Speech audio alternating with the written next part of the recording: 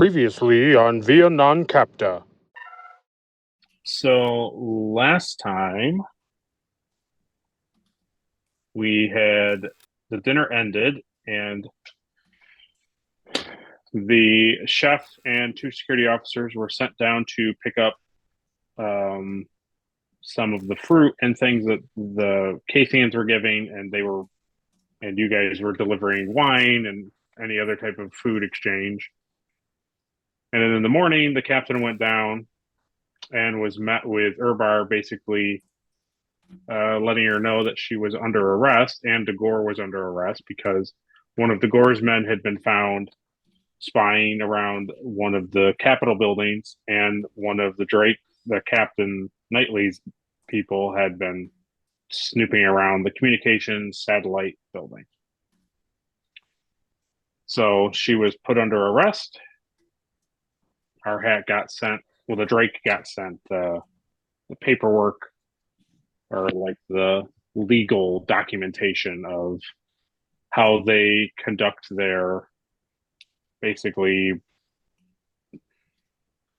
criminal procedures. Like they use a means of ceremonial battle. So the captain and Dagor potentially are pitted against each other, but there were some things that the crew found out through reading, that perhaps if they could use the perpetrators, they could find those people, that those two people could have a fight, to a non-lethal fight, due to their way of conducting legal matters. But if that wasn't the case, then it was going to be a fight to the death. But Captain Knightley had the option of replacing herself in the arena, because Urbar appreciated her openness about what had happened on Starbase 2 and this mysterious person dressed in a Drake uniform. So Arhat went in after seeing the security footage that it was actually looping. The chef has been called into question. He has been detained and placed in the brig. And he was as we closed, he admitted that he was a part of things. I think that's where we left.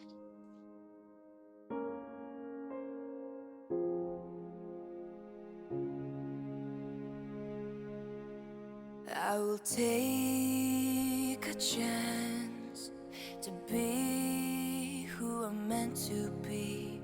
I won't let fear keep me from trying. It's time for me to make a change, to start living the life I want. I'm gonna reach for the sky, way up high. I'm never giving up. It's up to me to see who I can be, make dreams reality. I'm never giving up. I'm never giving up. I'm never giving up. I'm never giving up. I'm never giving up. I'm never giving up. I'm never giving up.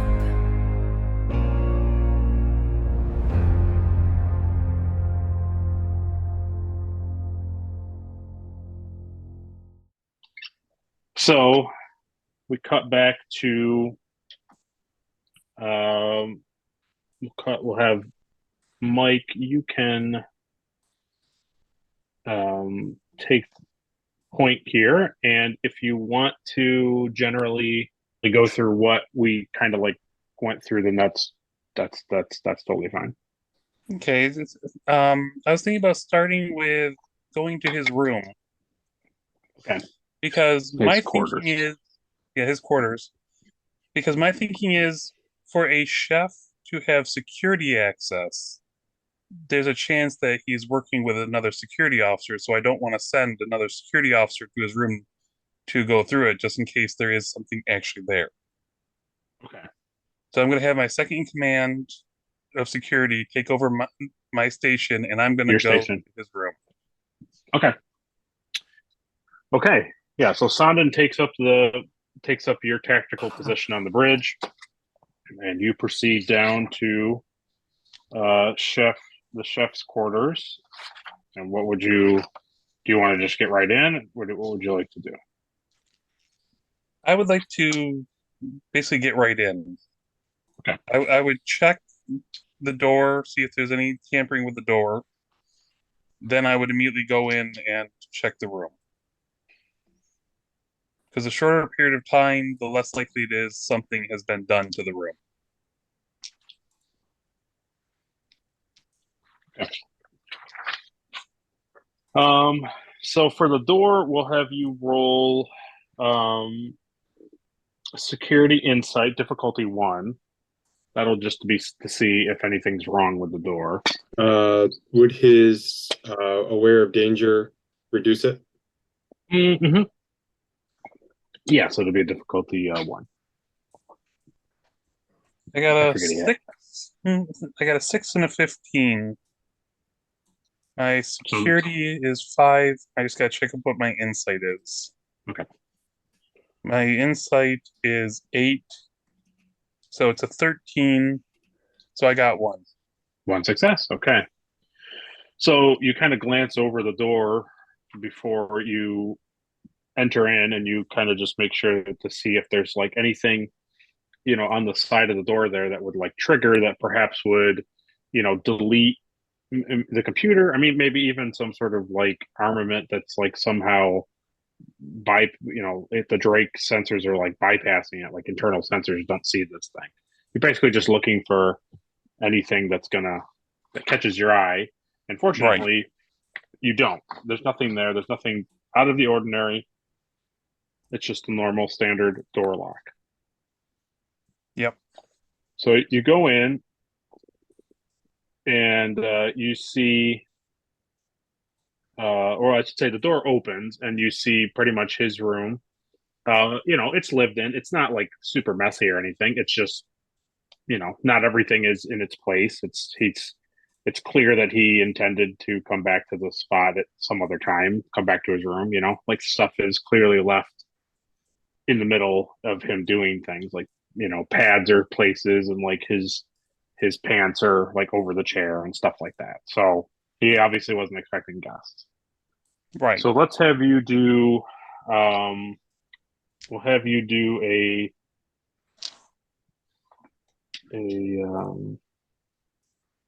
another security insight roll, but this time difficulty 2, but it's an actual 3. But because of your awareness thing, we're going to knock it down to 2. Okay. I got 5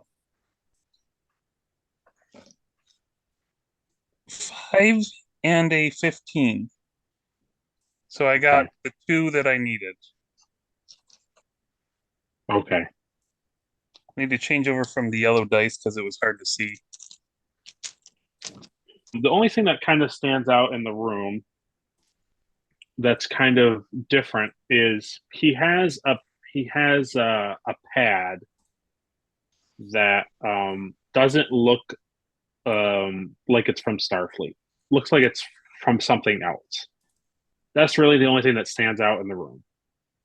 Everything else, you don't see anything like he perhaps is recording you, or that there's like a secret other type of computer or some sort of communicator in the room that like you're not getting, because we'll literally say that this role that you had, like, you thoroughly go through his space, like you don't care that you're tipping things over, you're open, right? Exactly.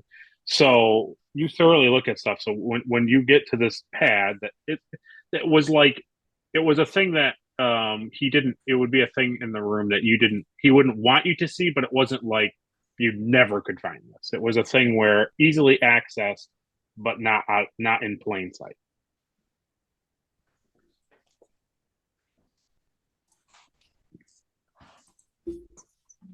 Yeah, so I would probably grab the pad so that I can go through it at my leisure. I would. So okay, at your Yep. leisure. Okay, so you're not gonna. Okay. I'm not going to access it right now because there's other things that I really want to do on top of this as well. Mm-hmm. But I would take the pad and I would Okay. do another once over of the room, and I plan on leaving a couple things in the room. Okay. Okay. I want to set up any possible recording in the room so I can see if anybody's coming and going. And I want to actually leave basically breadcrumbs in the room. Yeah.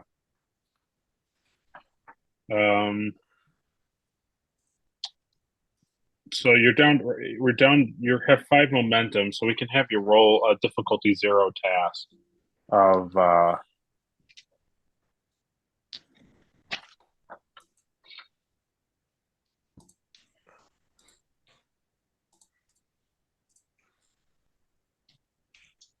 Let's have you do engineering fitness.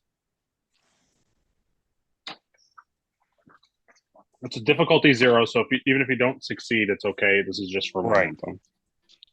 Engineering fitness, I need 11. I got a 3 and a 19. Okay, so 1 success. So you. You can either. I got 2 successes because 3. Oh, I think you had a 19. You said. A 3 and a 19. Oh, you wanted me to roll 1 dice? Oh no. Okay, so the only way you would have 2 successes in the range of 3 is if you have a focus on like putting that type of stuff out, like putting security things out. I have the security computer thing. Oh, you have like a computer security thing, like you're programming something. It's on computer security protocol. Yeah. Okay. Yeah. Okay. So 2 successes. So you can either use both of those, or use one and bank the other. I'm Depending gonna on what you bank want to one. do. I'm gonna bank Okay. 1 up to 6. Okay.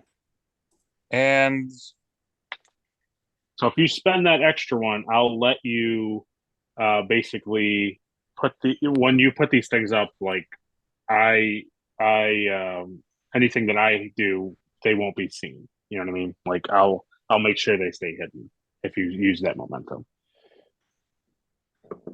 okay, yeah, they'll stay hidden until we need them. Right, exactly. Right. Sounds good.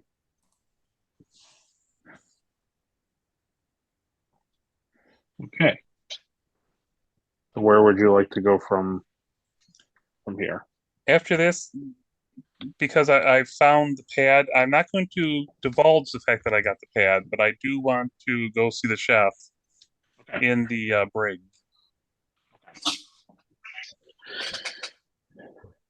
Okay. So you get down, you leave his quarters, you make your way down to the brig, and outside is one of your security officers, obviously standing outside the brig. So in Star Trek Enterprise, rather than being like the room where like the officer like stands in the room, and there's like a console that he stands at, like in later Star Trek. This one it's a door, and then behind him in the door are cells. So the only way in and out is this door that this security officer is in front of. I'm going to tell him to stay outside. I'm just going to go in and talk to the chef. Okay. So obviously the officer gives you no issue. You go in and you see the chef. He's basically he's sitting on the bed, like the cot type of thing. And pretty much the second he hears the door open, he goes from like having his hands on his head to like looking over at you coming into the door. And when I walk in, I close the door. I walk over to a panel on the wall. I open the panel and I mute the cameras. Okay. So the cameras are still active. They can still physically see what's going on, but they Right. are not recording any sound. Like no audio. Right. Okay. Yeah. Okay. Does he I have to turned- roll for that? No, I mean it would be a difficulty 0 thing, and now that he's maxed out, he's all. It's not that hard to like now mute a microphone. Then I turn to the chef and ask, is there anything you want to say off the record? Okay. Let's have you roll. Let's have you roll command presence, difficulty 3. Your thing isn't going to come into play because it's not really, you're not in danger. So Right. command presence, difficulty 3. So you may, depending on what you want to do, you might want a momentum. I think I'll take a momentum just so I can roll an extra dice. Okay. And it was command presence. Mm-hmm. So I need 14. Okay. I got a 19, an 11, and a 2. Okay. So I Do got you the have 3. do you have persuasion or? I have persuasion. Okay. Yeah, persuasion and negotiations. I have both of Oh, those. okay. But persuasion. So there you go. So that is 3 successes, I believe. Yes. If I'm correct. Yeah. Okay. So you can bank that one back, and then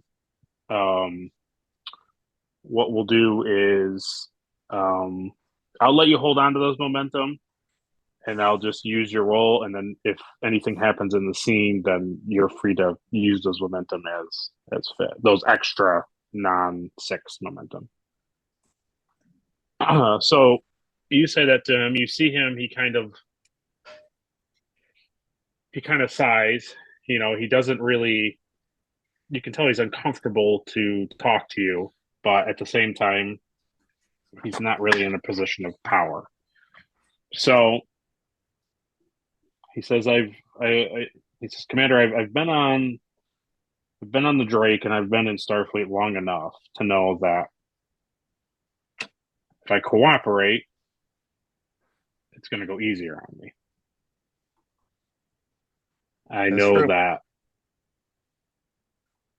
I know that my sentence may be lessened. I don't know that. I know you don't know that for sure either, but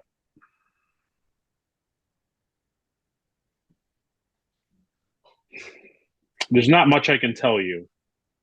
Not because I don't want to, just because I'm just a piece in the puzzle. All I can tell you is that the crew, I was working with the crew of the Tranquil. And they struck a deal with Captain Naboa that you guys met. He's very interested in destabilizing the Federation in this sector.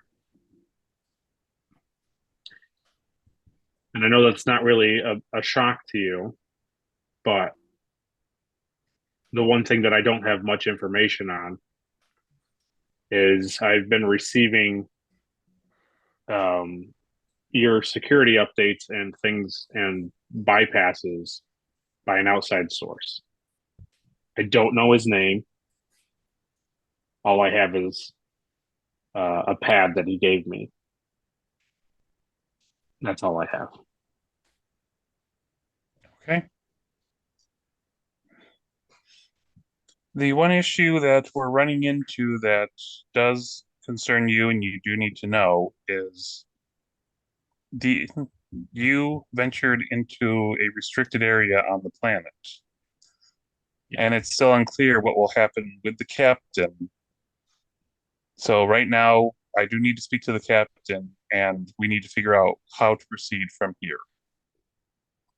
Yeah. Because she is currently in the same situation you're in. And we need to resolve this. Okay. Well, let him die. There is one thing I would like to thank you for. No matter how good the security is, no matter what we check, double check, triple check, we must strive to be better. Someone who's our crewmate, a colleague, a possible friend, bypassed security, and it seems betrayed us. Security protocols will be overhauled, and we must do better so that this will never happen again. And I will push for that. Well, I don't have much to say. And the fake cheeseburger was great.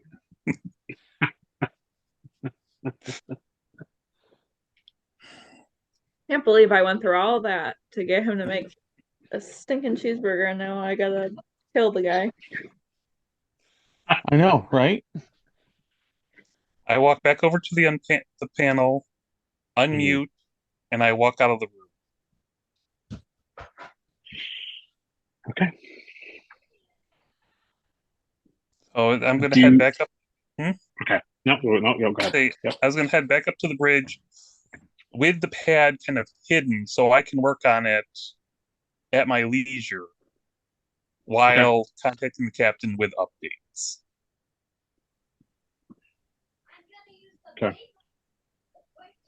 Okay. So you guys kind of know what's going on now with sort of what's happening with the chef and everything. So what plan of it? What's the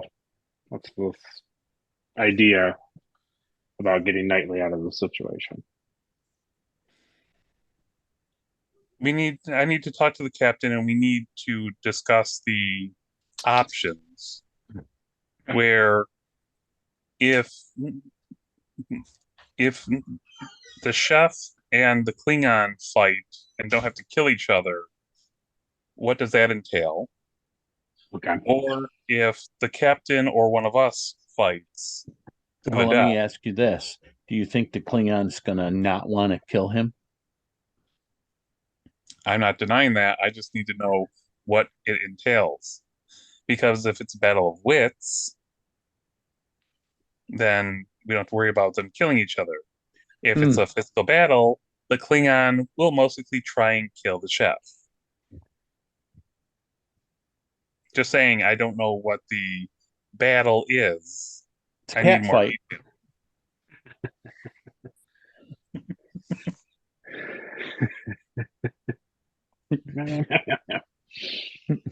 Screaming Okay, match. yes. Yeah, really.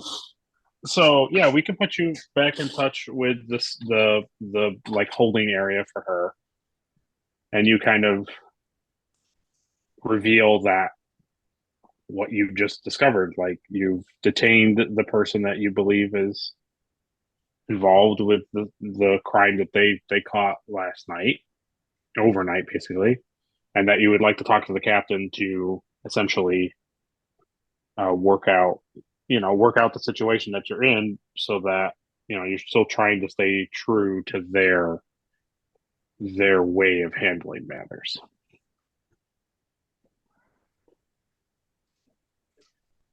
So you guys are, they have no problem with that.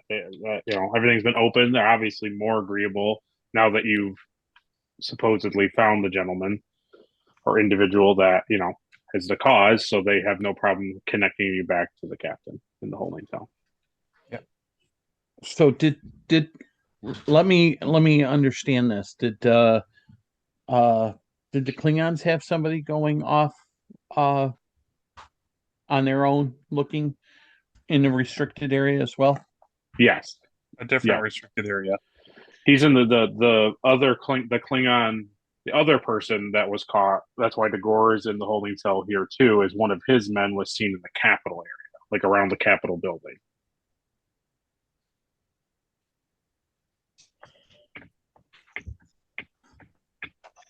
So I just needed to talk to the captain. Yeah, you're connected with her. Captain. Hello? Yes, I'm here. I have Good an to hear from update you. for you. Very good. Let's hear it.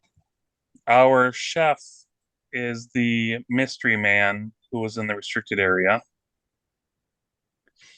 When That- he came down, he ventured out, and he's the one that they saw. I see. So I need to know how we should proceed with this. What are my options? Because we we have the Klingon and our chef that went into restricted areas, or is it or do one of us fight the Klingon captain? So you both know, looking over the paperwork, the legal documentation of this from the Kathians, that your options are, Captain Knightley and the Gore fight each other to the death, or somebody from the Drake switches spots with Knightley, and that still happens, or the chef and the Klingon, who they would have to give up the Klingon, right? They would have to name who it is, because he's not in the cell. The Gore is in the cell. They would have to give up that person, and then the chef and that Klingon would fight a physical battle, but it would be non-lethal. Like, it's intended for it to be non-lethal. Okay. And then what it says at the end is the winner of that is released, and the loser of that is basically in prison. This is put into their prison. So, okay. Well, I personally would I would choose that option. Not too keen on killing people when doesn't need to be. So I suggest that we would reach out to the Klingons and ask them, if that's what they would like to do. They're probably gonna not, like, I'm thinking if they're going to not want to do that, then we can tell them that they're cowards, and maybe they'll get mad at that. Do what we want. Basically, I would like to manipulate them into doing what I want them to do. So you're willing to do the chef versus the Klingon Yeah. if the Klingons are willing to give them up. Yeah, I think so. I think that you found, enough information out of him. I feel like we've got all that he's gonna give up or all that he knows. So, I'm happy that he would either be released back to us and we will imprison him, or he'll just be imprisoned on this place. Honestly, I'd be like, willing to negotiate on our behalf. that's how I would feel about it. I'd rather that than like have to fight to the death. Mhm. Mm-hmm. So we need to. Should it be us that negotiates with the Klingons, or should it be the Kathians that negotiate with the Klingons? I think, looking at a documentation, you guys would believe that it's best to talk to somebody like Urbar or somebody there on the thing, and that you're choosing this option since you have the perpetrator in custody, and that you're willing to do this change out. I feel like, why do they get a choice, right? Like, I mean, I guess then why did we get a choice? But I mean, we're just cooler and they like us more. So Right, Urbar liked you, Knightley, being like forward with him and like letting him know of the situation. yeah, So so because maybe of he'll that, just be like, there's a lot of leniency here yeah. for you and the Drake. So perhaps we can just ask him to be like, bro, this is what we choose. You make it happen. Here's the person who did wrong from our group. You can ask the Klingons to provide the person who wronged from their group. Yeah. And it can be non-lethal. Yeah. Yeah. Yeah, if the Drake is giving up their criminal, then the Klingons would have no choice but to give up their criminal. Yeah, that would be good. That's on the table, right? Like, yeah. Yeah. Okay. Do it. So Arhat, if if that's it, then we'll conclude, and you'll talk to Urbar. Yes. Okay. So you conclude that interaction, and you basically, when she leaves the call, before they discontinue the call, you're like, "Hey, please put me on with the Grand Markson." They bring him in. Takes a few minutes, not long, and he comes in and he says, "Yes, yes, Commander." The chef from our crew is the one who trespassed into the secure area. We are willing to have him take part in the non-lethal event if the Klingons are willing to give up the perpetrator who went into the capital area. Okay. I have no problem with that. The only thing I ask is that you please, can you just like send a file showing like who he is, so that we can take how he looks for your documentation, and compare it to ours, just to make sure. I Yes. believe you, but I need the paperwork end of it to be good. It's awful specific. I will send that over immediately. Thank you, and I will talk to the Gore, and I will let him know that this is what's happening. I appreciate you being so honest and so forthright with everything. I'm glad that we got on a good foot, and I believe that your captain really means well. So I'm glad it went this way, because I think if things did not work out as well, I may not have been so open-minded to things. I agree. Might have murdered you all.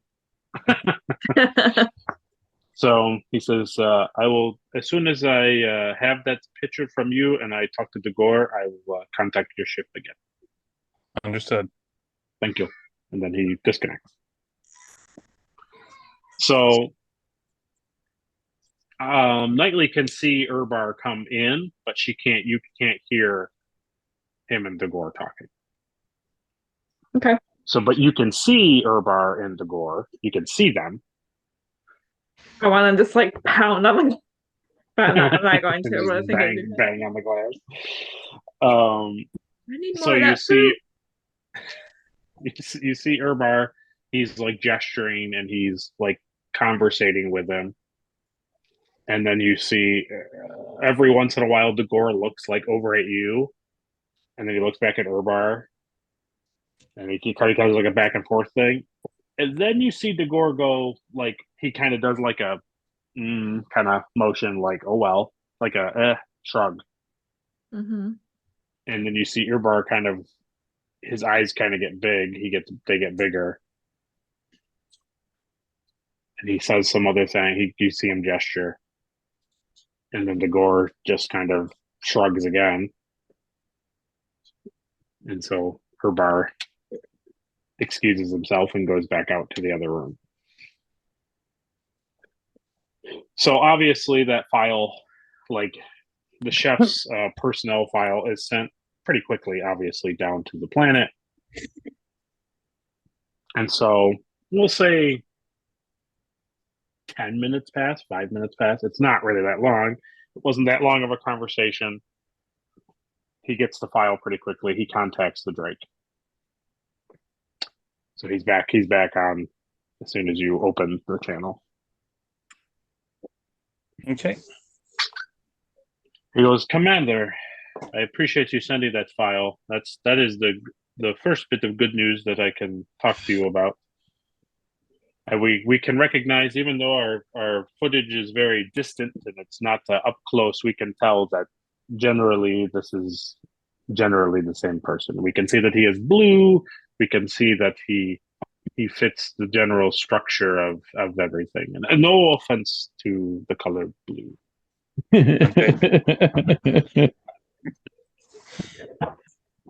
He says, but the bad news is, and I don't know anything about these Klingons. But when I went in to talk to the Gorn, I said that his man who was caught spying was to be brought down here so that he could have this our non-lethal ceremonial battle. He informed me that they killed him. Not much. Of course they did. Of course. And he really had no problem even providing the body. He didn't seem to be putting on a show and like faking it. So this is a new type of problem that we're encountering. This is a normal circumstance when it comes to the Klingons.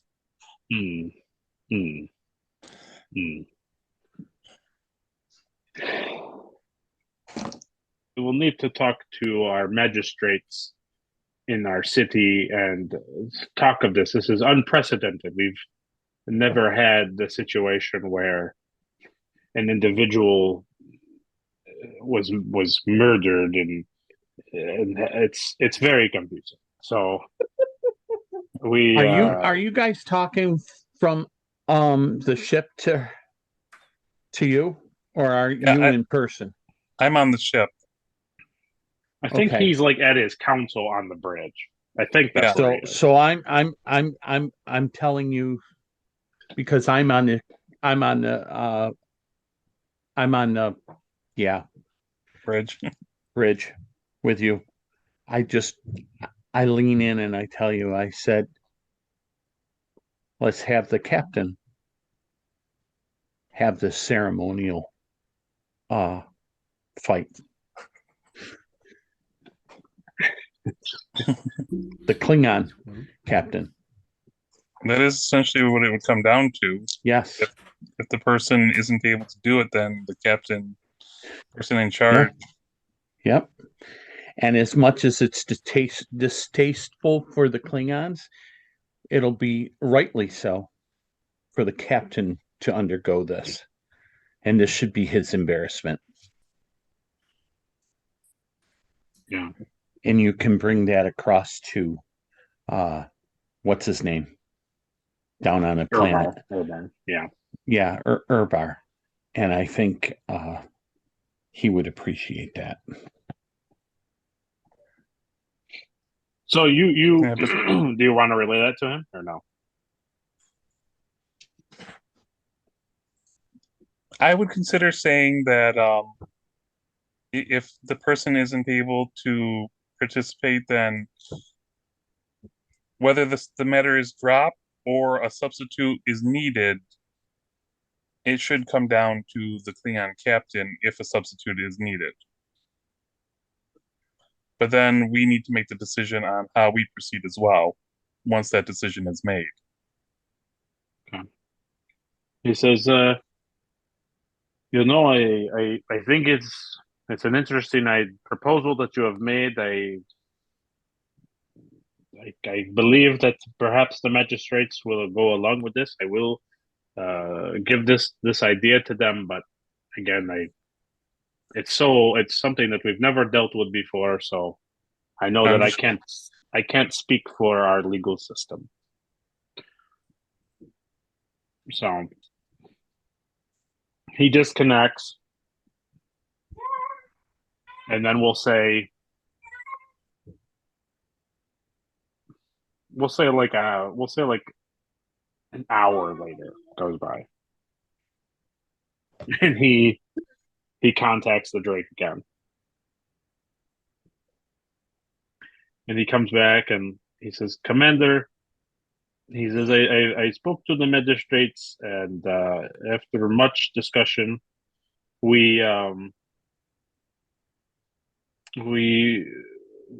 should really say they feel that something still needs to take place. And I brought forth the idea that perhaps the captain who is in the holding cell would take the place of the person, and it wasn't immediately an accepted idea, but when they really had no other choice, like the other person is not available, he's dead. They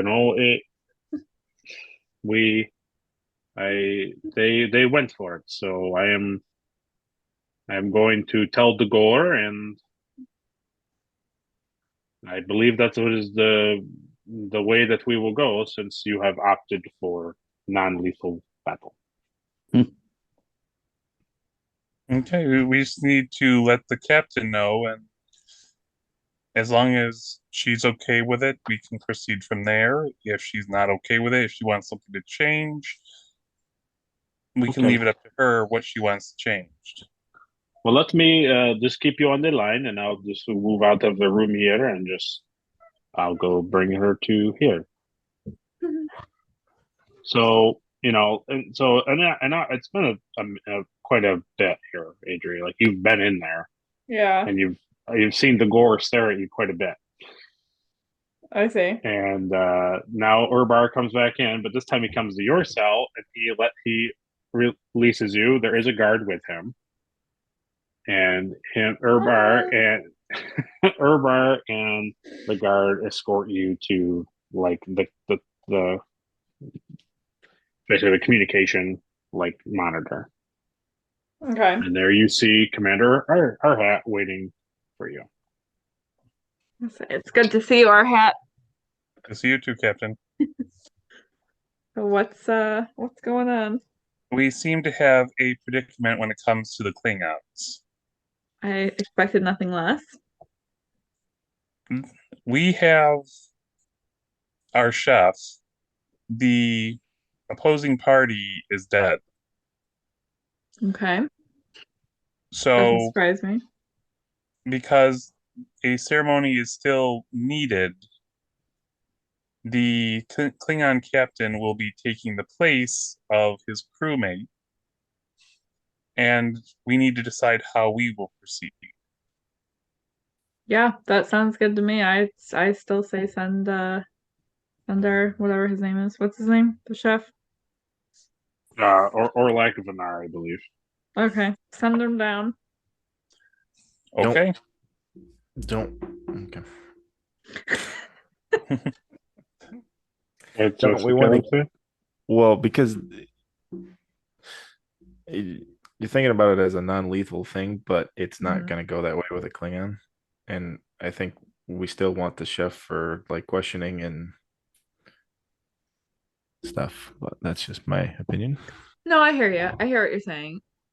But I feel like my reasoning is, like, we're choosing the non-lethal thing because we just got done telling these people how we're peaceful. We're gonna prove it to them. And then additionally, I think the fact that Arhat got the data pad in the room, and, like, hopefully if it comes down to something like that, like, we could roll good and, like, get him not dead. Well, no, I mean, the thing is like, yeah, no, I get the non-lethal thing, but if he's fighting the Klingon captain, there's no way the Klingon captain's gonna lose. That's my thought. I plan on going down, and if need be, I can step in. Yeah. So, okay. Yeah. Okay. So maybe I'll say, I don't know if this is legal, since House isn't here. Should have said that to me. But Oh, I'm here. I called you on he's the. in my headpiece always. Maybe I would just say to him, to Urbar, like, just say, like, we're choosing a peaceful way of, like, resolving this conflict, but I'm telling you right now that this guy is gonna go for the gut. Like, he's not gonna care. Dagor is not gonna care that this is supposed to be non-lethal. So you need to He have should people know there. that. I mean, he just killed his own crew member because. So I'm gonna tell him. You're telling Urbar that right now? Yeah. Right. And I'm gonna say to him, if my man dies, I'm gonna be really pissed. So I want there to be security, and I want your people, to make sure that does not happen. Well, I think you were right. You people. Well, I'm trying to. I don't want to be rude, because I just want to be stern. You kittens are gonna get the water bottle. Spray bottle. So Urbar, he says, Lois, I understand, Captain. There are always other warriors that are on site, and that if anybody goes too far, we have these staffs that essentially we will prod them with to discontinue. They're very powerful. Thank you. I appreciate that. Yeah. I will be bringing down the chef shortly. The thing I want to do is I want to make a backup copy of the tablet that I found. Okay. I want to take another tablet, copy all the information over so that I have an original backup. So if anything happens to the tablet, we at least have the information. Okay, so that'll be a difficulty 2, engineering, on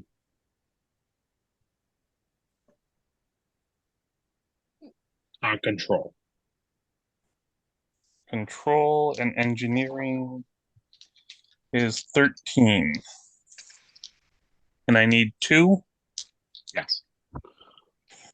I'm debating on using another one because my rolls have been very iffy. Right down the middle, yeah. We have 6, so it wouldn't. Yeah, I'm going to use a momentum and roll 3 just because my roll. I always have one good and one bad, so just Can we have Sova help since he's computer guy? Sure. Well, he would have to.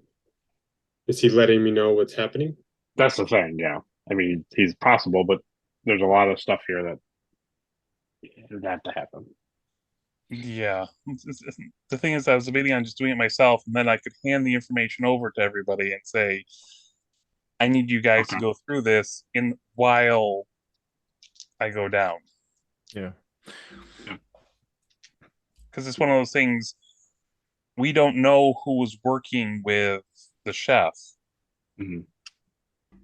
So I have to be very careful about who I give this information to.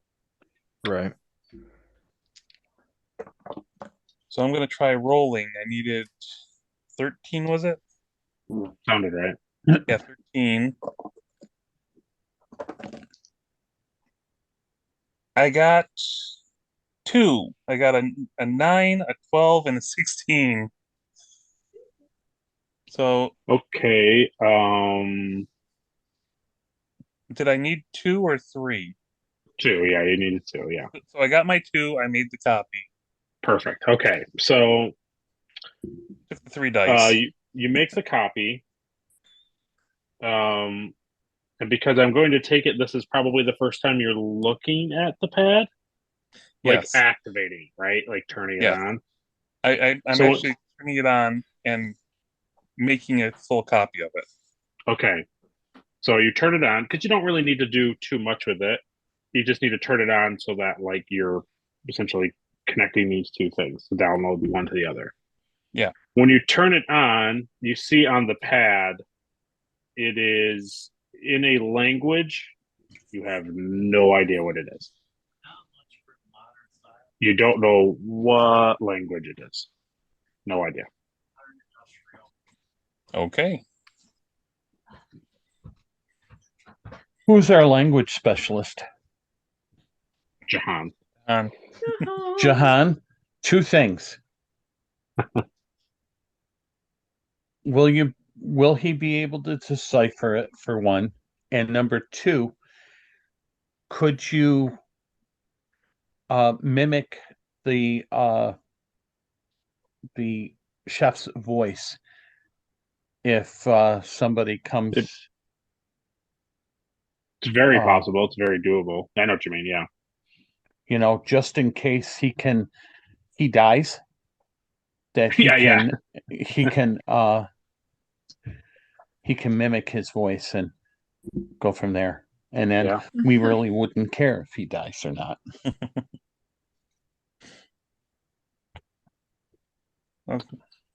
Yeah. Because I made my backup, I can now give the tablet to Lieutenant Sova and ask him And Jahan, you know, make some copies of this. See if you can decipher, decrypt. Okay. If everybody wants to work on it, everybody can work on it within reason. Making copies. All right. You're doing that right now? Like you handed it over to Sova and put Jahan in the know? Yeah, I would say I came across this tablet. Can you just look into this and see if there's any information you can find on it? Because I'm being more cautious of the security people, because most likely someone in security was helping the chef get all the information. Okay. And then I can take the chef down to the planet while they work on that. Okay. So what we'll do is you'll hand that over to Sova, and then obviously put Jahan in the know. He's obviously like literally 4 steps away from him, because this is on the bridge. It's in the morning, so everybody's at their stations. And we'll have you go down to the brig to get the chef to either transport or shuttle down to the planet. However you want to do it. It doesn't matter. Yeah. So let's have, I'm going to have Andrew do an initial thing, and then we're going to resolve the thing on the planet, and then we'll come back to the pad. Well, I'm going to have Andrew do, because this is an engineering thing, isn't it? I am going to allow both of you to use your thing, because engineering and science is sometimes interchangeable. So I'll let you both pick either science or engineering, depending on what's your highest. I know that it's probably science for you and engineering for John. So yeah. So that's I'm okay with. But he's not going to roll this thing. I'm just going to have you, Andrew, roll science and insight.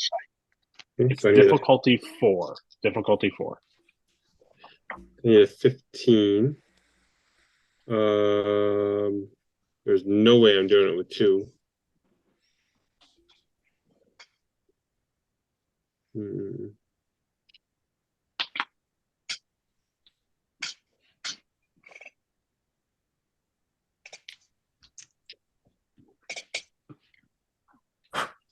this isn't a complex task, is it? Complex task? What do you mean by that? Well, because I have a value that says even the most complex task can be broken down, but this isn't a complex. Yeah, you're not really doing a task. It's more like you're looking at the pad. Like you're just looking at what he gave you. It's like he handed it to you, and then your eyes are being drawn to it. So I'm having you roll for you looking at the pad. Okay. So I can't use a value. Well, if you have a value dealing with like looking at something, like something that's like, I don't know, like you're investigating something, like something that catches your eyes, if you have something like that. The only it's like the only other one was maybe there is always a logical answer, but I don't think that. No. You know what I mean? I don't have any values. No, that's okay. You have a value in good eyesight. Focus and good eyesight. One of my core values is good vision. Let me see. Do you have a focus in anything like that, Andrew? Do you have a focus in language or? Nope. Do you see how thick his glasses are? How about history, Andrew? Do you have a thing in history? Nope. Okay. So, trying to think. So Isaac has a focus in history. I would have to do 3 momentum to get 2 dice. Let's see. So it's 1 for 1 dice and 3 for 2 dice. Yes. Jahan, do you have anything that can help him?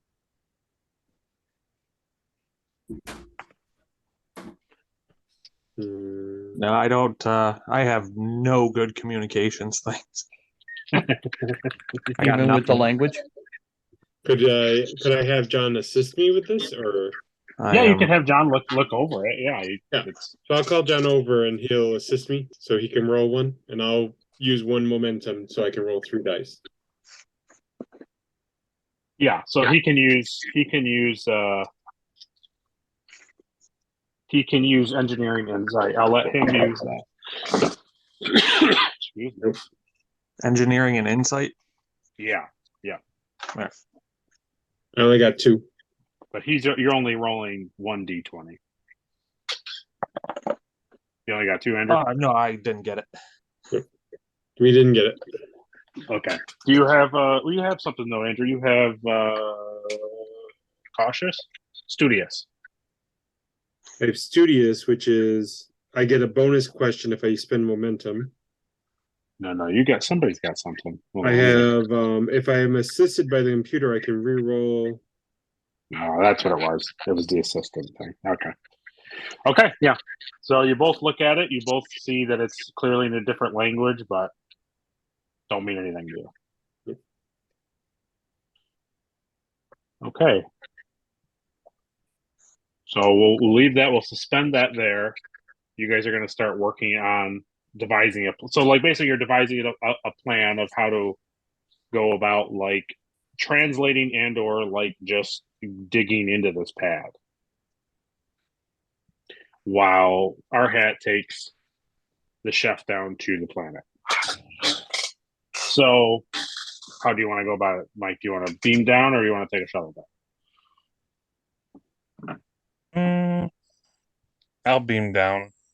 Okay. It wasn't too bad the first time. Yeah. So, are you by yourself or do you have security with you? It would be me and I probably would just take one other security officer. Okay. So you leave Sandin up on the tactical and just take a random red shirt guy, like a red. Okay. Yeah. So you beam down. Obviously, you're brought into the like holding area, and they bring out Captain Knightley, and they do a prisoner exchange. They hand you back Captain Knightley. They take the chef and put him into the holding area. So, basically, I'll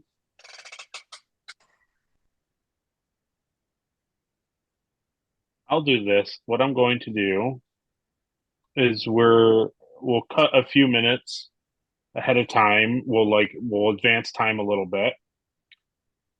And I'm going to roll a attack roll for the chef and for Dagor, and then from those 2 rolls, whoever succeed, like whatever the rolls come out, then that'll be the outcome of what's happening. So I don't like the sound of that. I just meant like how the scene is going to be played out. So they're brought into this more honestly kind of closer to like a sumo wrestling kind of situation. It's not really like a pit. It's not like a gladiatorial pit or anything like that. It's kind of just like a seating area with this kind of mat with this circle, and they're inside the circle. There's a lot of decorum here. It's not really anything that you would think it would be. It's not intense. It's not like chanting. It's almost like going into Parliament in the UK and watching 2 gentlemen with, I should describe what they have. They have like long staffs, and then at the end of the staff are like 2 bags, 2 kind of like, what is the type of word I want to say? They're like canvas bags. They're canvas bags full of sand, something soft. You can't really quite tell what it's filled with. In the documentation, it used a word that you guys are not familiar with, but you assume it's something like sand, some sort of dirt, sand, gravel. It's something soft and kind of loose inside of these canvas like sandbags, essentially. It's a heavy-duty pillow fight. The gladiator pugil sticks. Yeah, exactly. So it's Yep. kind of like American Gladiators, but instead of it being big and foamy all the way down, at the end it's like this loose kind of sandbag. These two sandbags are on the end of the staff. So they're in the arena. I take it that the captain and Arhat and the security officer are in this arena or in this room, really. Yeah, Mhm. I would be. Okay. And the Gore, he is he has none of his battle armor on. He basically just has a like top, and he has his pants. He has like his leather pants, and he has these kind of like slip-on kind of shoes that clearly aren't his, that they gave him. He's not in his battle armor. I'm probably very angry. He looks pretty upset. And he keeps looking at the staff like, well, like, what do you want me to do with this thing? Okay. Roll for the chef.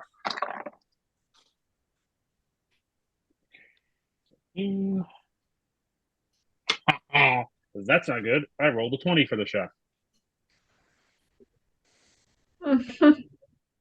Well, Of course you did well. Perhaps you shouldn't have been doing sneaky, dirty, filthy, rotten things then. If you didn't want to That is true. have a That's 20 very rolled true. on him. So he's going to be the golf ball and get knocked around the room. Actually, if he gets hit with the sandbag just right, you could break his neck.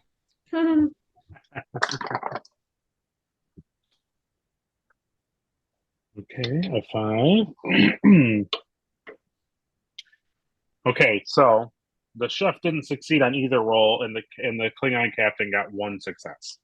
Okay. So this is the way that we will go with it.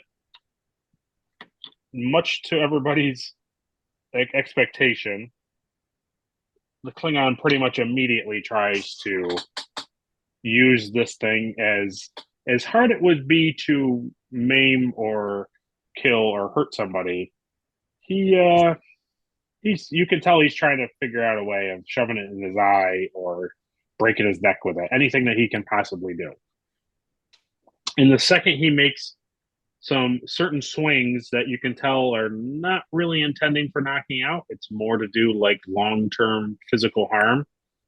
All of a sudden, there's a couple of these other Kathians on the backs of both sides of them, behind both of them. And they have these just equally long staffs, but at the end you can kind of see that it kind of looks like a cattle prod is at the end of it. And they just kind of just very quickly and very swiftly buzz him like right below the back of his hairline. Cool. And kind of and he goes right down to his knee. Okay. And he still tries a couple times, and they zap him a couple more times. And then eventually you can tell that he's basically defeated. He's not taking enjoyment out of this. Yeah. So he just throws the staff down to the ground. And the chef throws his staff down too. And basically it's at this weird standoff. So they and you see Urbar and some other officials step in, and they say that we feel that the Gore has not played, he has not fought the way that we wanted. Shouldn't have played. He did not fight the way that was honorable and the way that it was meant to be. So we are going to disqualify him, and we will release your man back to you. He turns to the captain and you, commander, and he says, and we're going to take custody of the Gore. We feel that he did not honor our ways, and that instead of trying to make it's a non-lethal thing. He tried to constantly kill this man, and that is not the option that was chosen. You tried to constantly kill this man. So Yeah. he turns and he signals to the men behind the gore, and the gore starts, yelling and saying things in Klingon that are not, really great. And he's dragged off to the holding cells. And so Urbar has the chef brought back over to you, Captain, and you, Commander. And he says, I know that this, by our legal findings, this man is free to go. But I know that our legal standards do not follow you once back onto the ship.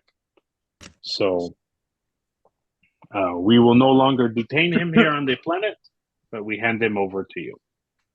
Thank you. I think your justice system is a little barbaric, but I appreciate you making sure that he did not die. I understand, Captain. We are still working out a lot of old ways of thinking, but I think you have shown us a particular thing that we did not expect. Maybe our customs and our ways are not always the right thing. There clearly is things that happen that we cannot anticipate. And perhaps it is a time to reinvent, to reconsider our ways of life and our laws and our legal system, our judicial system. Well, I'm not saying that ours is perfect by any means, but I think there is improvement to be made. Oh, no, I understand, Captain. I know that you were not trying to say that, the Federation legal system is the best thing out there. But I know that our place clearly needs some reevaluation. We have faced something unprecedented today, and with that, things are different. You're standing here. Today is different. Indeed. Life should be different going forward. And if it isn't, then I don't know what we're doing. Fair enough. Okay. So you guys just want to flip it open your communicators and beam back up to the Drake? Heck yeah. Okay. Yeah, pretty much. Okay. Is there something you wanted to do, Mike, or no? Nope. I'm Okay, good. Okay. So you beam back up and you're back on the ship. And so before I cut back to Sova and Jahan taking care of this pad situation, is there anything that you guys wanted to button up before I move on to that? Should we have the chef at least just checked over to see if he had any lasting damage? Oh, have medical attention? Yeah. Why don't you have House look at him? I'll send House. Yeah, we'll send House to the his cell. His holding cell. Yeah, okay. That's a good idea. Can I talk to the captain? Yeah. So what happened, Captain? For the sake of time, our human time, I'll just say that I told him what happened. Okay. So I asked, would there be a problem with me beaming down? Oh boy. May I ask why? To help the Klingon save face. I know what he's thinking and why he did what he did. And I just think it would be advantageous for us to let him go to his ship. And I will explain the honor system to the cat people. That's all. What do you mean let him go to the ship? He's their prisoner now. What do you? I'm confused. To let him go. Oh, so you want to try to talk Urbar into letting him go? You're Yeah. saying? Yeah. Oh, okay, sure. Yeah, that's fine. I mean, that's your prerogative, I suppose. Well, I think it would be advantageous for all of us. I was thinking about that too. I just wanted to get the chef into the holding cell before we do anything, because the Klingons are going to now blame us over the fact that their captain is in jail. That's why I wanted to go. Spare me your drama. Okay, yeah, I feel like sure. Yeah. Okay. Go for it. That's funny that you guys both thought that. I wouldn't have thought that. The whole time I was thinking, how are the Klingons going to react to have their captain imprisoned? And it is a matter of honor. Yeah, that's true. I didn't think about that. Yeah, like he would have rather have died in battle, and I made it so that he didn't have that option. I see. Captain Knightley, this is Stephen House calling on comms. Stephen, hello. Good evening. Hi, the chef is dead. He's dead. We lost him. Oh my god. That'd be hilarious. That'd be hilarious. So bad. I gave him a neural hyper spray and it turned off all brain function. He's not alive. Yeah. His X-rays that was actually his X-rays look like he's been hit in the head with a sack of rocks. I don't know. God. Like he got hit in the head with a sandbag or something. He had blunt force trauma to the brain. He bled out internally. He's gone. We lost him. Just beam his There's no neural down. function. That's hilarious. Okay, so yeah, I didn't... tell Commander John he's no longer going to be able to have hamburgers in the mess hall. That'll be his punishment, is that he has to continue to make John's hamburgers every day. And we'll serve him Porsche. Yes, exactly. So yeah, I think that's did what he did. That's a fine idea. Go for it. I guess I don't really care that much. Like, in a nice way, I'm saying if that's what you feel you want to do, go for it. I'm not going to stop you, but I don't have any feelings on it one way or another. Okay. Yeah. Yeah. I would like to have a little word with the chef before we... Of course you would. Before... So let's do House, Eric, and then we'll do House, Lazesh, the Sova and Jahan, and then we'll do Captain. So you House go down to the You House go down to the brig, and you pretty much see that he's smacked around, and he has a couple deep tissue bruises, but nothing really. Yeah, nothing How really. Could you tell? From him being blue and bullying, yeah.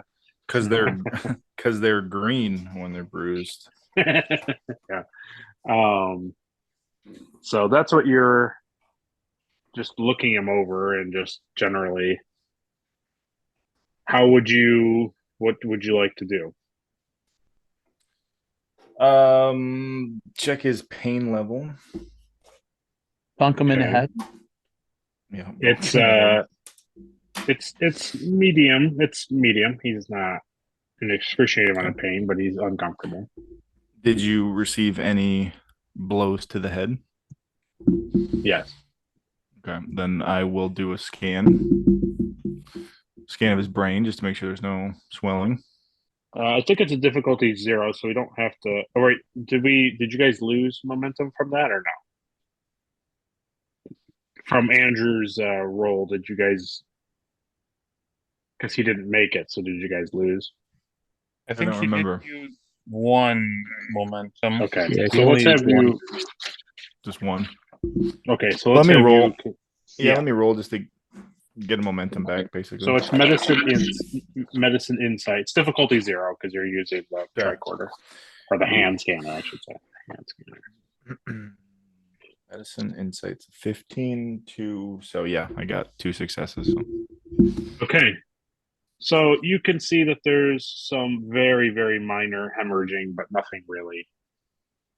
Like you'll be able to stop the bleeding, and you can. He's not in like immediate threat. So I basically just give him a hypo spray or a shot or whatever. Yeah, hypo spray. Yeah, just for pain and swelling. Yeah, and then I send him back with security back to the brig. Yeah. Okay. Okay. So now we will go to Lozesh. So do you? I would assume you would contact like Urbar, like talk to them and let them know that you're coming down to speak with the Gore. Yes. Okay. So you contact them. Urbar, you can tell, is after having a little bit of a conversation with him, he's a little hesitant, but at the same time, he understands what the honor system is. He understands that, and he also understands that you have a better knowledge of, like the Drake and the crew. Your crew have a better understanding of Klingons than he does. Yes. So he allows you to come down, and so he ends that communication. You come down. They escort you to the holding area, and when you go through the door, you see the Gore laying on the floor, not stomach down on his back, like on his back. I clear my throat. And he raises his head and he looks, and he puts his head back down. And I said, "Stand." He kind of you can see he's kind of he he heard you, but he's not really moving. Okay. I look at the guard and ask him to open the cell. So the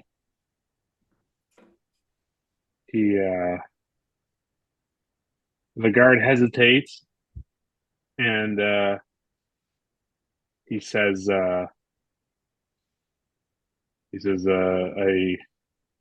if he does anything, like I can use my staff here. I can handle it. But Okay. You can get your staff if you feel safe.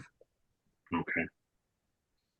So he opens the door, and when the door opens to the holding cell, the Klingon immediately stands up. And I walk in, and I actually about as wide as the doorway. Yeah. And I say, "Are you willing to talk?"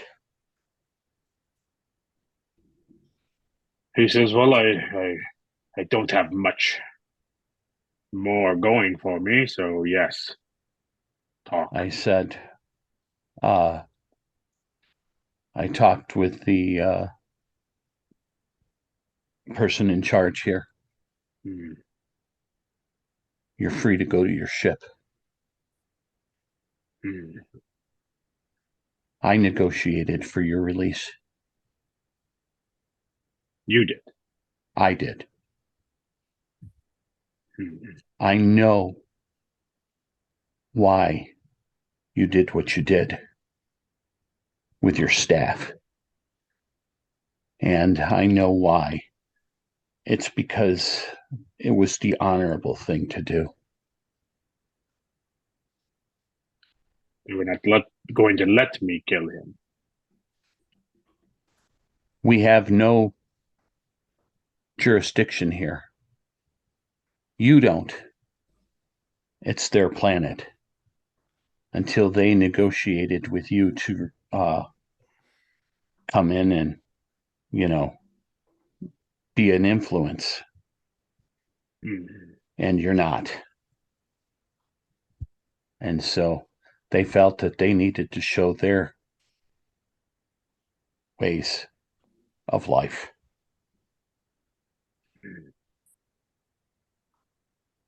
But you and I are a fighting race.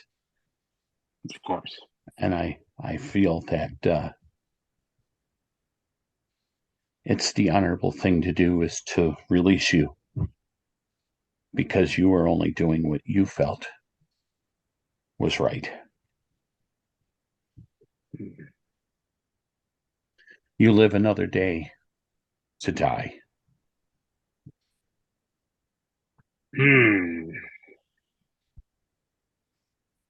This is true. There are many battles to be had. Stovako still waits for you. This is true.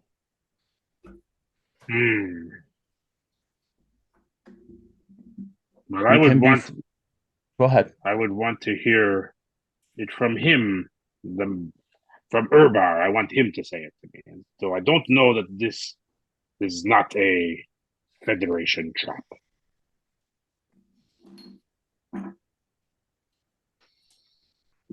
Do you want to stay in the cell? No. Follow me. So he starts to walk with you. The guard, he hesitates, but he readies his staff and keeps it very close to Dagor. Okay. Is that the one with the cattle prod? Mm-hmm. Okay. Okay.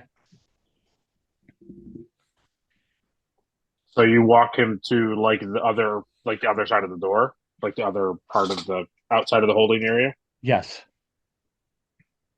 So as soon as it opens, Urbar is there, and you can tell he's really surprised that you are standing there with Dagor, and he sees his officer, his warrior, close to Dagor.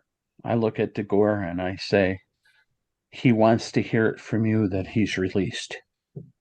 Oh, you say it to Urbar, sorry. Yeah, Urbar? that's Okay. what I meant. Sorry, I figured you did. Urbar says, "Oh,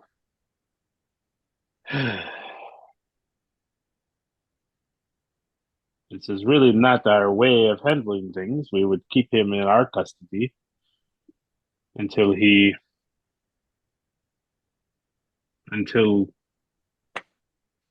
I don't know. We've never really been dealt with this. Normally, he would have lost.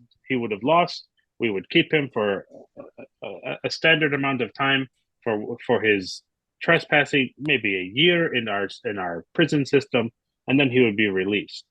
But the two things have happened is, one, the original perpetrator who would be here for the non-lethal battle, he was murdered, and now this captain, he's disqualified. He didn't actually lose, in a sense. He did lose, but he didn't lose the way that we traditionally have these things to go. And to be honest, he was literally going to be in that cell until the magistrates and our other judiciary members came up with something. We didn't have a way of handling this, but I am hesitant, not because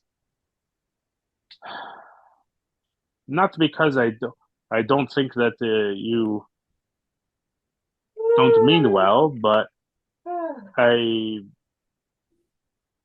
also don't want to.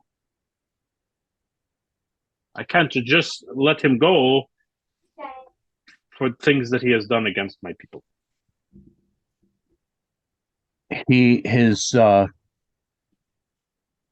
His crewman was not murdered.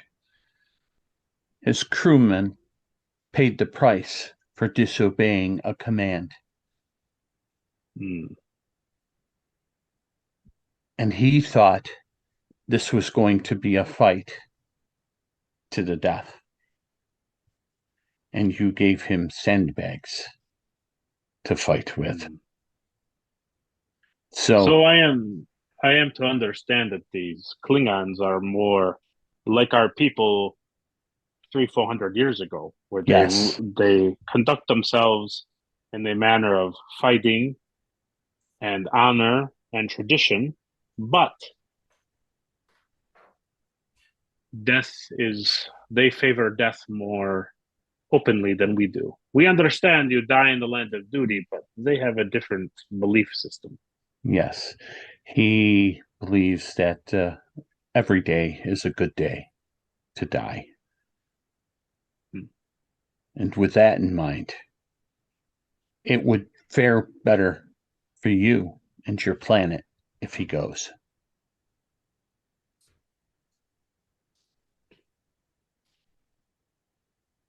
Would you mind just briefly putting him back in the holding cell, and you and I just very quickly have like a sidebar without the gore present?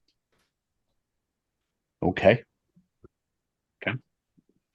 So the guard puts the gore back in the cell. Mm-hmm. And Urbar has you kind of go to like a side room.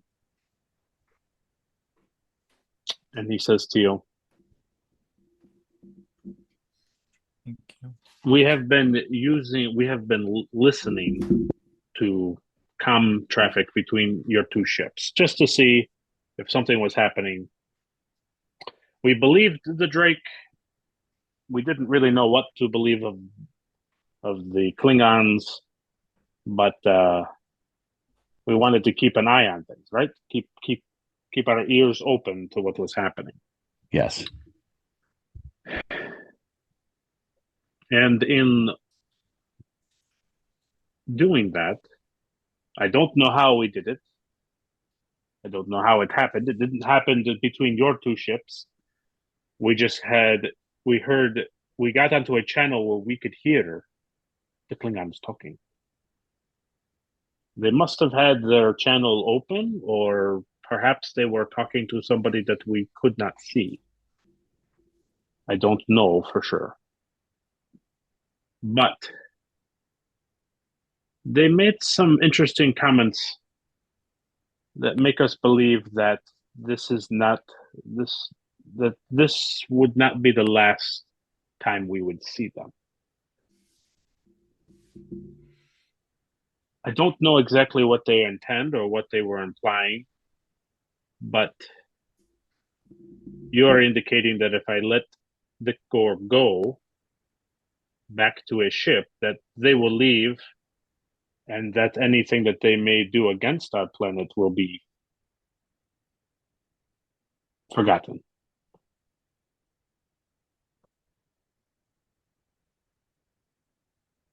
I don't know about forgotten, but we will be here to protect you.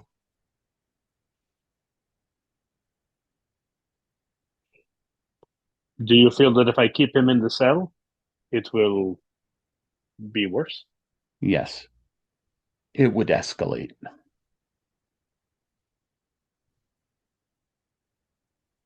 And based off of your evaluation of our people, do you feel that we have the means to protect ourselves? No.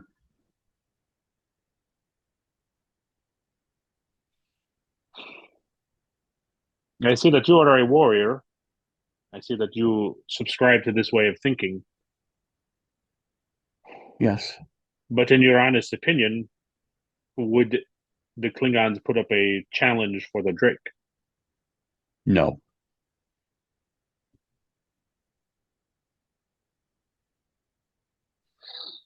I will take much flack for this. I will I will be ostracized for a long time for doing this, but I feel like you have my best interests at heart, and I feel like your people have constantly been looking over and protecting us and trying to actually help us and be a part of this larger federation that you have spoken of. It's given us much to think about, and it is really much has changed in the last cycle. If you want me to, I can speak on your behalf to your magistrates as well. No, I don't think that they are ready to talk to somebody not from our planet. They are still too skeptical of everything that is out here. And the xenophobia. Got it. I think that they are not ready for quite everything, but I think it's a matter of time. It is just a matter of time until our way of life, our culture, our people embrace the idea that we are. They should have known when they had a spacecraft. I guess we were very naive when it comes to dealing with people. We thought it would be easy to just welcome people to our planet and share a meal, and nothing like this would happen.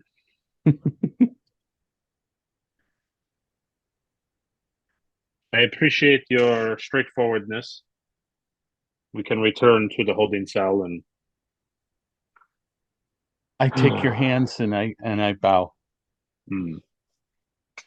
He bows too, and then he looks at you, and he says, "Do I say the thing, or no? Don't say. No, don't say the thing." Okay. So he walks you back to the holding cells, and he says, I will contact his ship, and I will have them collect him. Okay. And I said, I have your word. You do. I said, I'll beam back up, and just know that Vulcan's going to be the death of me.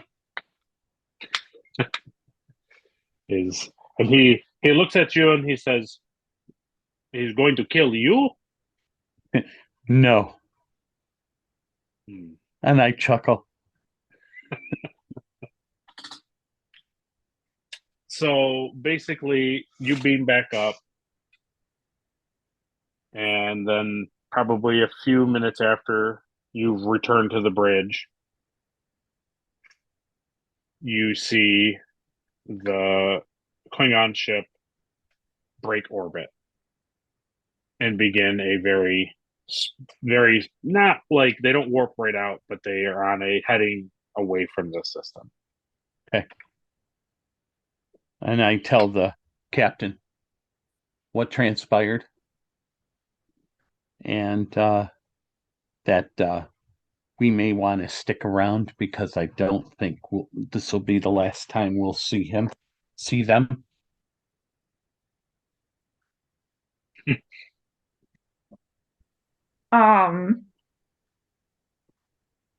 What even is our next? What are we doing? Like, what's next, you're saying? Wake up the captain again. So he just came back and he released. No. Oh, sorry.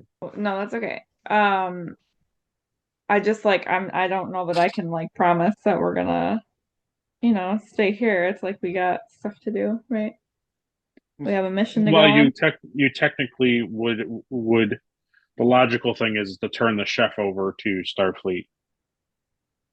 Yeah, for processing. Mm-hmm. Like, you're not going to hold him as a prisoner on your ship. Like, I mean, you can, but that wouldn't be the norm. Yeah, no. So yeah, I mean, we'll be in the area. Like, yeah, I mean, you're our not going to be like, you're not warping, you're not going all the way back to Earth or anything. So. But I'm saying like our mission is like to kind of scope out like this general area, right? Like, yeah, you generally have made sort of friends with this planet. So obviously, with that happening, like, it's going to be established that there's going to be like liaison, like ambassadors are going to start going to the planet to like establish like in a nice way, like a Federation foothold, like a way of having open communication with these people. okay. All right. So yeah, I would just say to Lizesh, it was a nice thought that you had to think that deeply about the gore. And I'm glad it worked out the way you wanted it to. And yeah, we'll stick around. We'll be around. And I talk to you quickly and tell you that I wouldn't mind putting my hat in as an ambassador to this planet. You have I can see you have an interest in a deep interest in these people's culture. So I'm glad we got to meet them with you. Yes.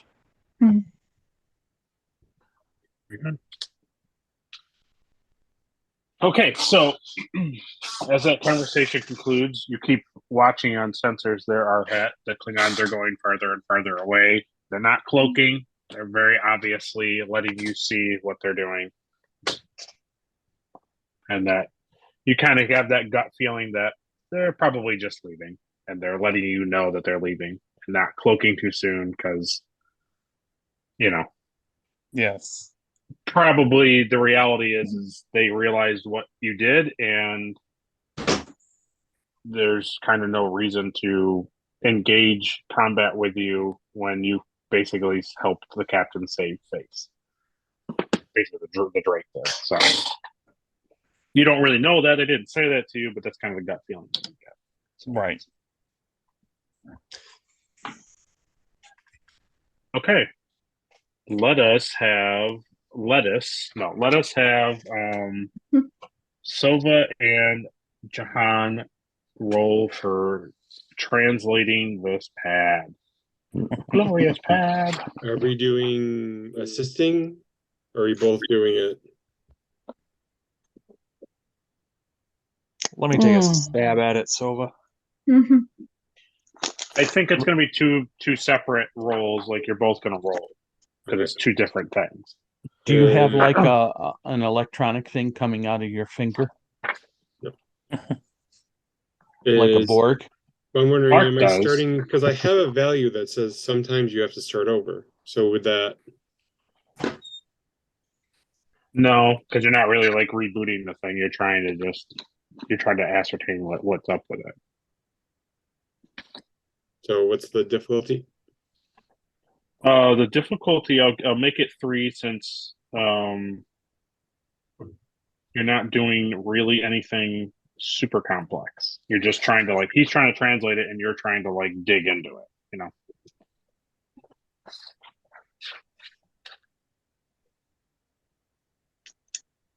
Basically, you, Sova, are trying to get any type of information you can get from it that seems interesting, but you can only do that after Jahan has made.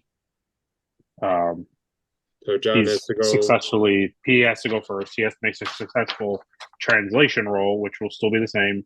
Which will be your translation rolls are engineering and insight for me last time. Yeah. All right. So I'll spend a momentum to get an extra dice, and then I'll have Sova assist me with the processing. And we'll make yours the same, Andrew. Science insight. Science insight. All right. I got a 6, so that's a success. So I have a 15 in total. So do I have to get under 15 or is it 15 and under? 15 and under. All right, then I have 3 successes. Nice work, team. So 4 successes. So you can bank one for when Were I you go. going, Andrew? Because I think What? somebody got one, right? I got one and get... John got 3. So, but I think maybe when you left, I think we had. Yeah, that's right. House. I did. I got one. Okay, so now we're up to 5. Yeah. Okay. So that was a very good roll. So you, Jahan, what you see, you translate it, and it's pretty good. There's a couple words in there that are you just don't know exactly what it is, and you figure it's just like names of things, right? It's like, you translate it, you're still going to get the words like McDonald's and like Subaru. Like those words are just going to stay the same because that's just what it is. So it doesn't mean anything to you because these are proper names of something, but clearly in context you can kind of put together it's either a name, a location, and or some sort of like a company type thing. It's like a title of something.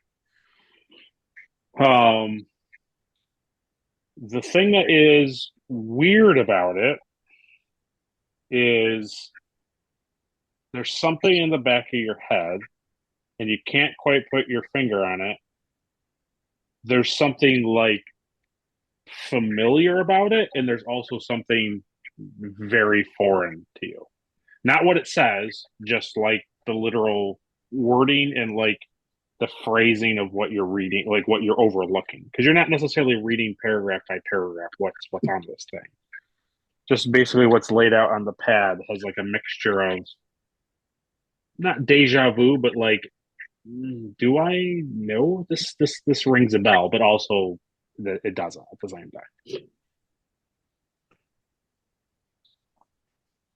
time. So now let's have Sova. I'm gonna have you do. I'm gonna do one more time. Let's see.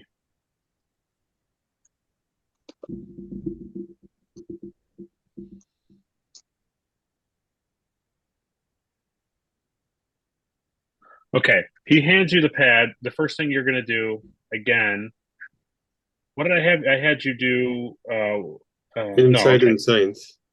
So that's what you're gonna roll to dig into it. But what I'm gonna have you do is do science and reason.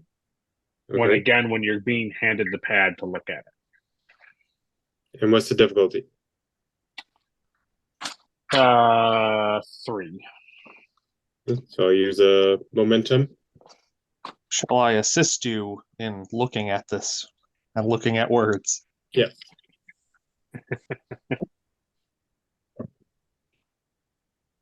All right. I got 3 successes. Okay. Fortunately, I rolled a 20. Oh no. Ooh. Perfect. So I'm going to use that complication instead of banking threat. And the thing that I'm going to say is, so you look at this thing, Andrew, and Jahan says, "Oh man, I think that is Klingon." And what your brain tells you, Andrew, this is almost like stuff you've seen. It's almost like ancient Vulcan. So that's what, and those proper words that didn't change over, right? Those proper names of places, people, things that you can glean together. They stayed in their original writing that wasn't translated over, really. Mm-hmm. Those lettering, those blocks, that way that's written out or typed out on the pad. You feel this is kind of has like an ancient Vulcan sensation to it. Now, Jahan is telling you it's probably Klingon. What was the complication?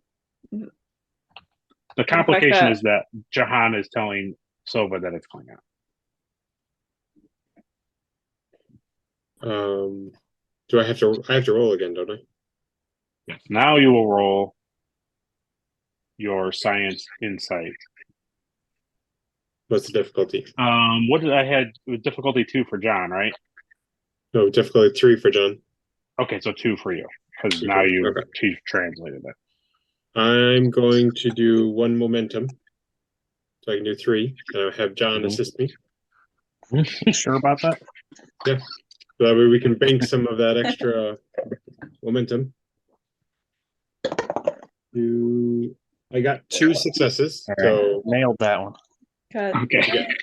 3 successes. Okay, so we're back. Yeah. Okay, so what you get, Sova, you basically understand there's not a ton on the pad, but you come across that this thing is a very detailed step-by-step thing to do. Do this, do this, do this, wait, do this. And what you put together is that this pad isn't like a thing that that the chef has been receiving like text or like communications. It's that he was given this, and then it's basically like a script or like a not like necessarily a script, more like a sequence of events to play. Like, okay, do A. Once A is complete, do B. Once B is complete, do C, and so on. And you're able to put together that since he's boarded the Drake till the point where Arhat arrested him, he had a sequence of events that he was trying to fulfill, and on it was receiving the armament from the Tranquil. Well, actually, it was he finding the armament and then placing it on the starbase. The Tranquil deposited the armament, and then he, took hold of it and armed it and placed it. So you see below that, though, was in case of emergency is to make contact, but to not make contact by the Drake. Don't use the Drake to contact this individual. There is no name. It just has a word that doesn't translate. So he was going down to the communication center to contact somebody because we were on him. That's basically what you put together. Mm-hmm. Now I have to kill him. I was kidding. Now we need to contact them and see if a communication was made through their communication relays. Yep. And furthermore, I would like to pose as him and let's see who comes. Let's see what happens next. Let's get to the bottom of these people. Gotcha. Mm-hmm.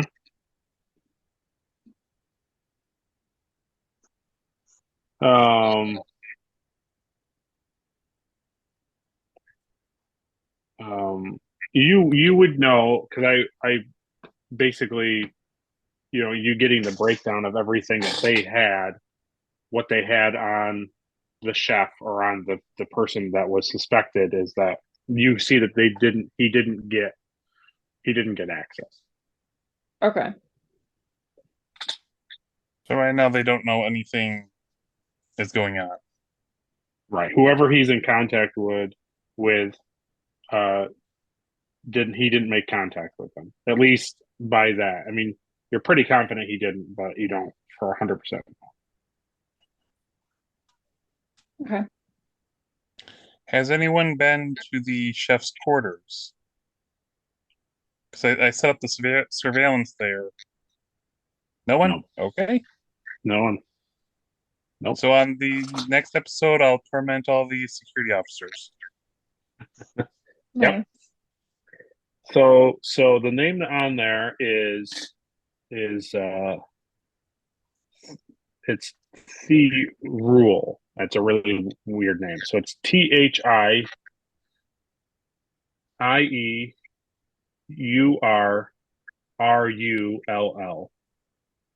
Through rule. I didn't. Could you do that again? THIEURRULL.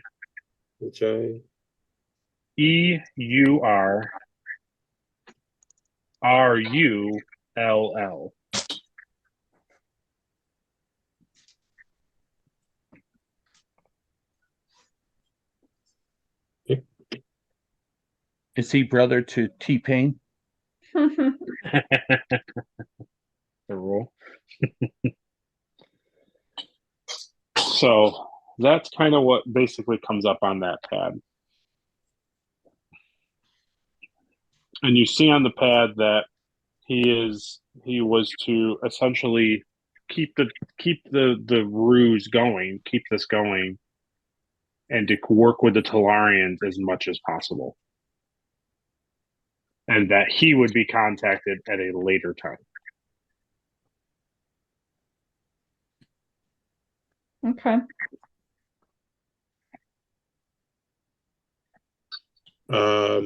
I would like to, because trying to think, would the Enterprise have access to a Vulcan database, or because I don't know now that you're a part of the Federation, you have access to. I would like to check the Vulcan database for those words. Okay, yep. So you specifically access the Vulcan database to get more information. And what you discover is that you don't know what this word translates to. You don't know what it is. You don't know what it means. But the way that the way it's worded, the way it's like written, it's clearly before the time of Serac. So it's very ancient. It's very, very old. It's not exact. It's not like beat for beat, but it's more similar.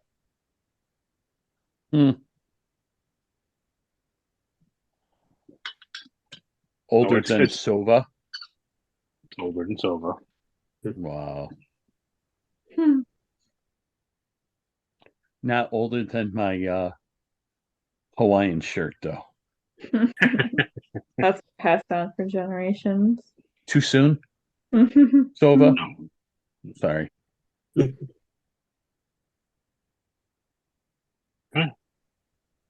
Do you want me to let the captain know now, or do you want me to let the captain know next episode that I am going to be tormenting all of the security officers? As far as I'm concerned, you don't even have to let me know. That's your department. But yeah, but you all don't know that. is going to be descending upon the kitchen. So it would be good to let you know that this is going to happen. Yeah, okay. Well, oops, sorry, go ahead. I have my suspicions that someone else was working with our chef. Oh, I hope not. But I don't know who. But because he had security access and regular security updates, most likely it was a security officer that was working with him. Thank you for saying that, because I totally forgot to add this in the pad. In the pad, I don't know why I forgot to add this. In the pad, you can see that there are security numbers in the pad that are basically hard built-in bypass Drake codes. It is literally the codes that they had when the ship was initially launched. So it's basically like it's like the initial built-in way to just circumvent like anything. Like it's like a skeleton key for the Drake for the ship. So that's gonna have to get changed. Sova. Yep. It's Sova. Mm. And more than likely, it was a security officer that would know that type of information. Yeah. More than likely. So yeah, at this point, I would call all the security officers to the kitchen. But like I said, we can do that. We can do that on the next episode, where I can torment them all.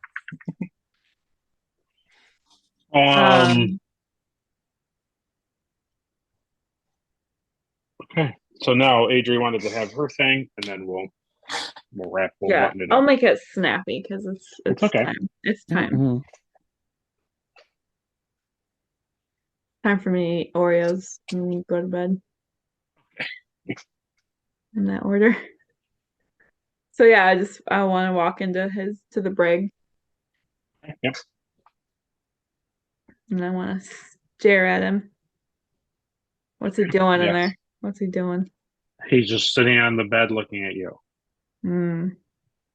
Or on the cot type of thing. Yeah. And I'll just stare at him for a moment. And then I'll open the comm thing. Okay. And I'll say, oh, I had a clever thing in my brain and now I totally forgot it because it's been so long.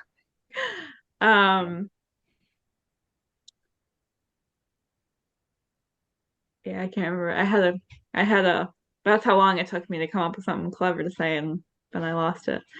But I'll just say to him like, sucks to be you right now, huh? See what he says. Okay.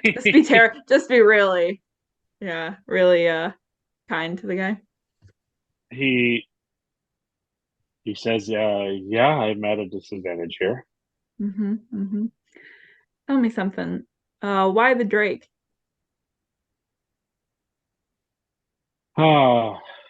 This individual that I'm in contact with,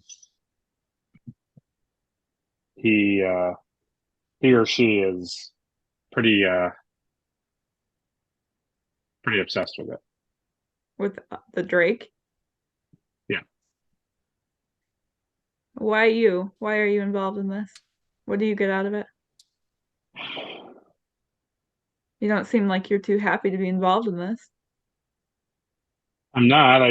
It's not something that I initially signed up for when I was joining the ranks of the culinary arts to be a part of the Federation. But then I saw what the Federation did with friends and family in those colonies and just let the Klingons just take over their homes and their things. So you're getting your justice your own way. Trying to make the Federation listen. Couldn't just talk to them? We have. They don't listen.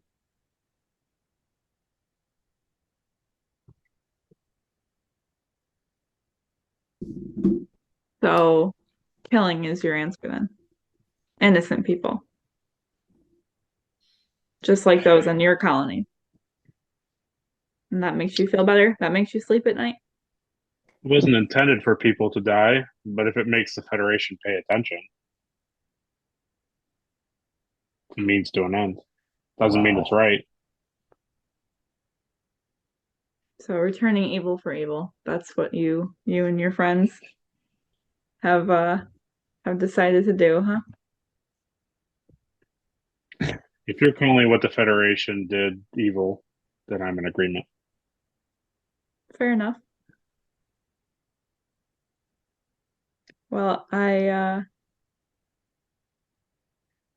really wanted to believe that you were innocent. I had your back the whole time until I couldn't anymore.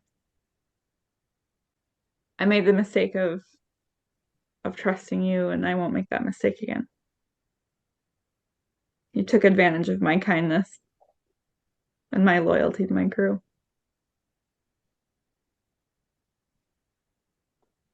And then I just hit, and then I just hit the intercom and I walk away. Yeah. Okay. Well, I think generally, the things that Mike has planned with the security officers, we could play that out, at any moment later. But I think in general, that will conclude episode 3. Very good. Yay. I don't mean yay as in, well, it's about time. No, I mean, yay. Does anybody get a milestone? All right, so regular milestones is if basically if a value was used, if a character challenged a value, if they were injured, which nobody's been injured yet. Right. Well, except for the chef. Those are the way to get the normal milestone. Right. Then we have the spotlight milestone, which is if you get a normal milestone, then you also get a spotlight milestone when it comes up. Yeah. And then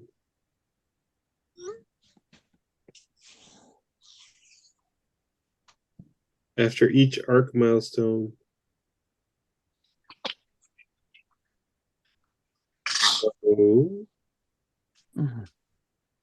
second, so we don't get an arc milestone until the next spotlight milestone, according to the rules. Okay. So you don't get a spotlight, you said, until an arc? No, we get a milestone, then we get an arc milestone because it's the third mission. Right. After the second spotlight, that's when we get the arc milestone. So we have to do another 2 to 3 missions before we get an arc milestone. Okay. So this would be the spotlight one? Yeah. Okay. And it's just moving between attributes, replacing a talent with another talent, or upgrading the ship. So what are the things to make somebody able to do that? Like what's the It's if you've got a milestone this mission, you get a spot. You automatically get a spotlight milestone as well. Okay, so then that's value. That's what the challenging the value or using your value, right? Or getting injured. Or getting injured. Okay, so nobody got injured. Did anybody use a value? I think I did, but then I think we took it back because I didn't. Oh yeah, we did. We did take it back. Yeah. I don't think I did. No, I don't think anybody did, and nobody challenged one. So I don't think anybody gets a milestone, right, Andrew? I don't think that's what. I don't like Andy's interpretation. Yeah, I'm just reading it. I'm just giving you a hard time, Andy. Oh no, it's if somebody gets a milestone, then we can vote on who gets a spotlight milestone. Right. Okay. But nobody. I don't think anybody got. I see. No. All right. Good talk. Let me read it word for word so we can. So 1 spotlight every 2 to 3 missions. If GM decides to award the milestone, then all vote on who should receive. Can't vote for yourself. Can only have a spotlight milestone if you have a milestone for them. Yeah. Yeah. So you can only get a milestone if you have a milestone, if a milestone has occurred. Yes. Wow, that's oddly specific. Perfect. I'm sure they've had to make it oddly specific because people will find any loophole that they can find. How much could a milestone be? Is it a mile? What could a? Wow, at the least. How many miles? Or is it a figurative mile? I believe it's a weight because it says stone. I'm pretty sure it's a mile heavy thing. That is how they do that over there across the pond. So I am under the impression that no milestone. Nobody don't gets sound one. like it. Not if you're gonna do a spotlight this mission. No. I don't think anybody. If everybody kind of had. I mean, does anybody feel that somebody had more of a shining moment this episode than anybody else?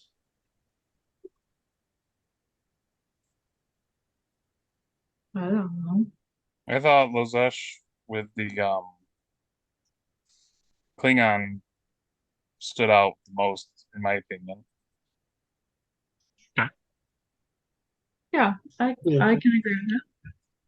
Yeah, I feel like it's a Vote pretty for- big character arc from always wanting to stab everybody to being Kind of make an ambassador. Well, you got to understand, I'm dealing with animals that have claws, and I have claws. And what are you saying, John? I did assist Sova and mess up real bad, so I vote for myself. I second that. Well, we got 4 for Lozesh and 2 for Jahan. So sounds like it's Lozesh. So, okay, what's his? So he can. So cross off. He can move an attribute point from one attribute to another, or he can replace the talent with another. Okay. So you don't got to do that on the spot, Eric. I'm just saying what you can do between now and the next game is you can either, like he's saying, like you can move a number from an attribute, like lower an attribute and make a discipline higher. I think, right? No, it's lower an attribute and make a different attribute higher. Oh, okay. So it's lower. If you were like, I'm not really using control, you can lower control by 1 and then increase daring by 1. So there you go. Or you can if you have a talent you don't want, get rid of it and get another one. I can actually. I'll probably tell you this right now. I'll go with negotiation, and not because of my size, but because of my ability to negotiate with the leaders there for the planet. I have negotiation, and I use persuasion a lot more than negotiation. Well, my persuasion is my size. I personally have both of them. I've just found I use persuasion more than negotiation. Okay. So you're saying you're going to nix a talent and replace it with negotiation? Yes, that's what I'm going to do. Gotcha. Okay, so before I let you all go and you have a free and wonderful, beautiful night, I'm just going to briefly talk about, so 2 weeks from now is the winter break finale. We're going to get on, the plan is to be at 6 so that we can have a longer session just to get through it as a, we're going to go have more time. Are we going to meet in person? I don't think this time we're going to, but the plan is to at some point do it either when we come back or next year. It's definitely on the table. I want to do it. Caleb's kind of semi-opened his home, so it's on the table. It's just a matter of just working the logistics out. That's all. I actually I see. won't be here for this finale. Yeah. We'll wait for an extra hour so we can have more time to do recaps. That whole extra hour is basically going to be a recap of the whole first season. I just need to talk about everything that just happened. That's right. So the only thing I wanted to shoot out there, it's not an absolute. It's just a brain idea. I was thinking about, we have our break in April, and then we meet